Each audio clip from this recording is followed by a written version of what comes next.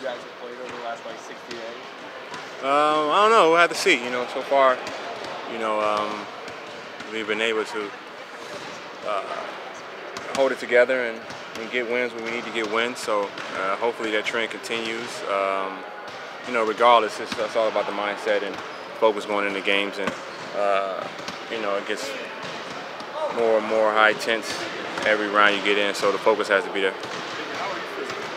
I feel fine. Just ready to go and taking it one day at a time as far as preparation, staying locked in and scouting, every single day, trying to pick up a new tendency that I may have missed, and just trying to be ready. Do you still have to look at film or try to figure out ways that you pretty much know what the task is? I think you still try to watch film. Any new sets or anything that they try to implement, for their team. Because he's the type of player that's so dynamic where he can hurt you different ways, especially with his passing ability and few new sets they put in because they have new personnel, how he looks for those guys. So you're always trying to look for new things.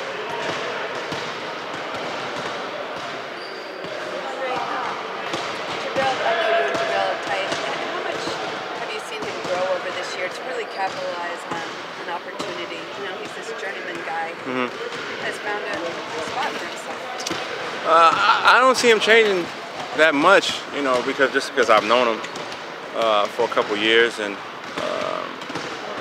I think we've just really embraced who he is, and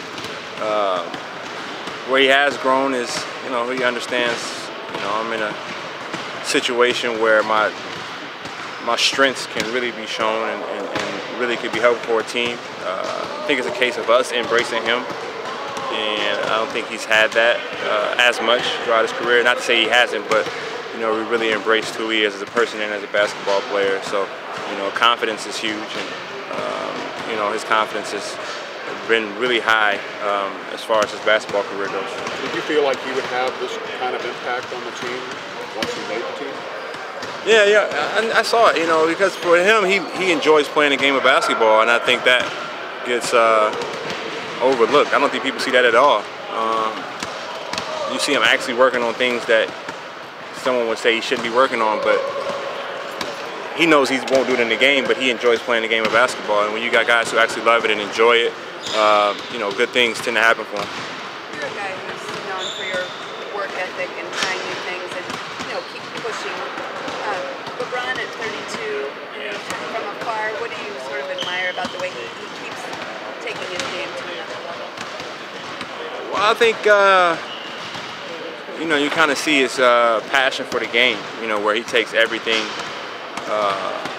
that he does on and off the court to contribute to his success, the way his lifestyle is set up. And,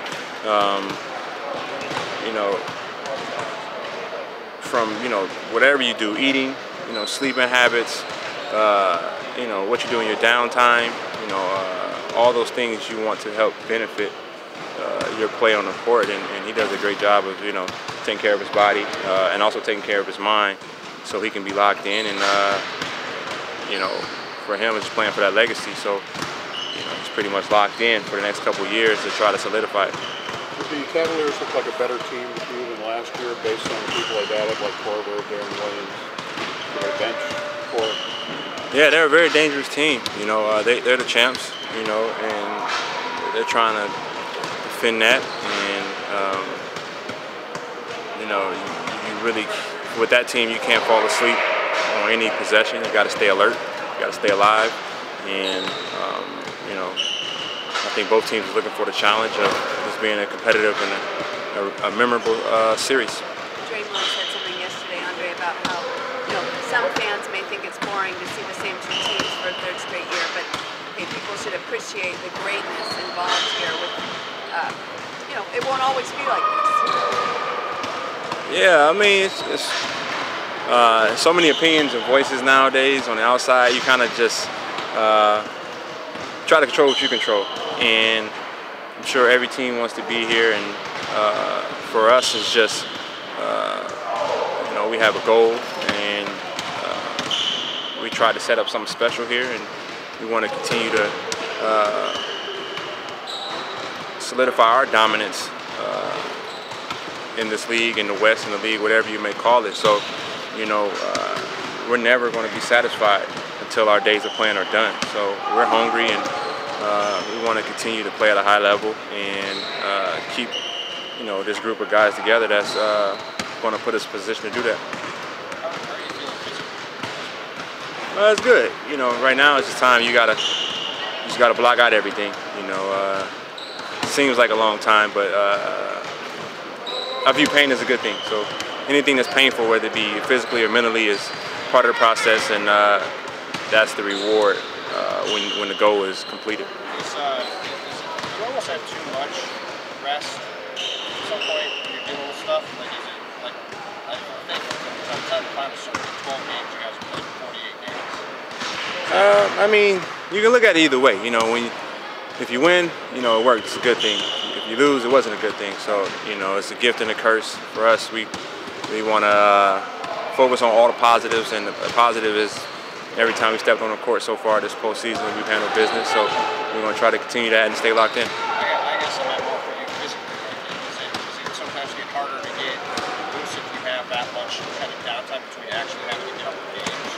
No, not really. I think it kind of goes in hand what I just said as far as being ready and handling business when you're supposed to, and you take it day by day. You know, we know what we need to do on off days in between time to keep ourselves ready and keep our bodies in resting, but at the same time in game shape. Thank you, gentlemen and ladies.